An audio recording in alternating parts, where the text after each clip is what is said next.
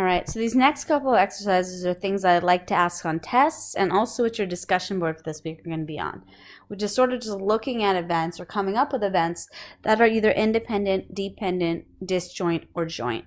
So, as a reminder, disjoint means they cannot occur together. Visually, this was our Venn diagram where the two circles never intersected. And independent means that they don't have a relationship, or that there is no, how would I say this? That knowing one does not influence the other.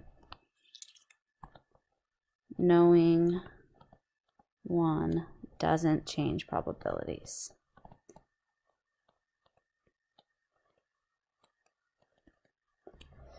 All right. So, disjoint. Which of these things cannot occur together? Remember, we did see that doubles and sum to 10 had one piece of overlap, 5, 5. So, doubles and sum to 10 are joint. However, it's impossible to have a double that also sums to 7 because this would be two numbers that are the same that add to an odd. That's impossible.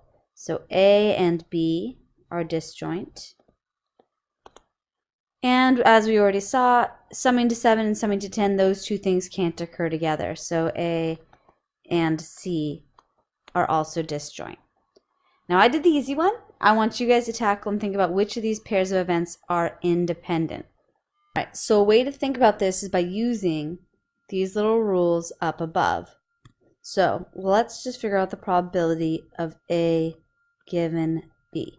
We already know what the probability of A is, right? The probability of A was just 6 out of 36.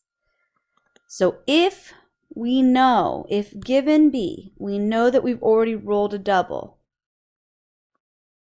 what's the probability that your dice sum to 7? Well, here we know we're in this subset B, right? And none of these things sum to 7. So this is going to be 0 of the 6 possibilities.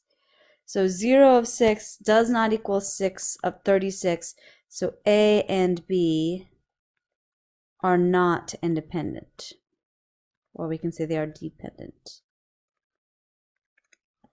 Now we can do the same thing for B and C. So we'll try it again. We'll go, okay, probability of, doesn't matter which one we put first. Let's go ahead and do B last. We can just pretend it doesn't matter the order. So let's do this. That way we can still know that we're in B.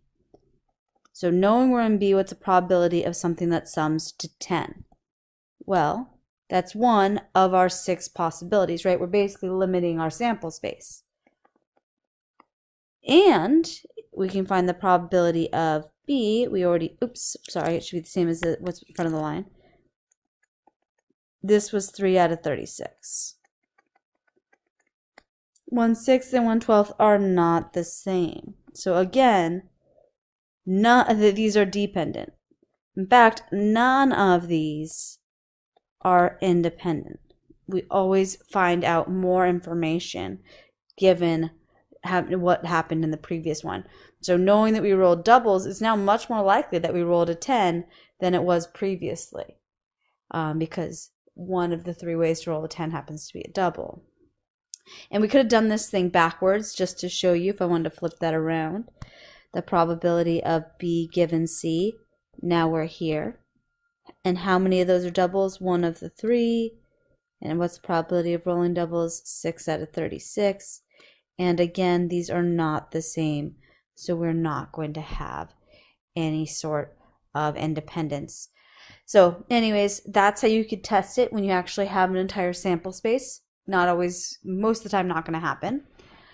And then we have sort of a question I would normally write on a test.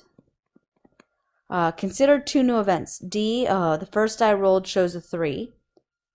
So now that would be like a 3-1, 3-2, 3-3, 3-4. I'm going to be lazy and not do all the cute parentheses and things. 3-5 or 3-6, that's D. And E is the second dice rolled, shows a 4. So 1-4, 2-4, 3-4, 4-4, my gosh, I can't think. 5-4, and 6 for? All right, which best describes these events? The easiest thing to do for these is to do them in the same order, disjoint and then independent. So is there anything in common? Sure enough, there is. So they are not disjoint, right? These two things are joint. So we got joint. We can get rid of A and we can get rid of B. And then it's just about whether or not they're independent or not. So we could do that same rule as before. The probability of D given E or vice versa. D given E means we know we're here. So we're looking at a 1 out of 6 shot, when the probability of D was a 6 out of 36 shot. Even more practically, the first die has absolutely no influence on the second die. So right away, since these things are the same, we can see that we have independence. But because we also know the first die doesn't influence the second die, we have independence. I want to take one moment here to tell you a trick. It is never possible to have both of these two things together. Disjoint and independent are themselves disjoint. So this one, A, is never going to be a correct answer. And the reasoning here is if they are disjoint, A given B is going to be 0. And so that means 0 is never going to equal your probability of whichever thing by itself. So you can never have these two together.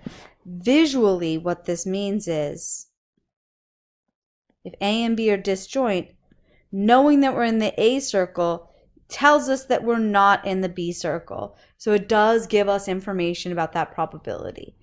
So that's why we can never have disjoint and independent together. So I want you guys to try out the last exercise, see how you do. Like I said, this is a very common test question and the heart of this week's discussion board. All right, so after pausing, hopefully, you came here and realized, okay, Democrat and Republican, these are disjoint. You cannot register as both. A single person cannot register as both Democrat and Republican. And then exactly what I just pointed out, if we know they're disjoint, then they cannot be independent. Probability of Democrat given Republican is equal to 0. We know they're Republicans, so they're not a Democrat. And that is not the same thing as a probability of Democrat. Right? So there we have our independence. And this is a mathematical justification. Very, very quick to write down.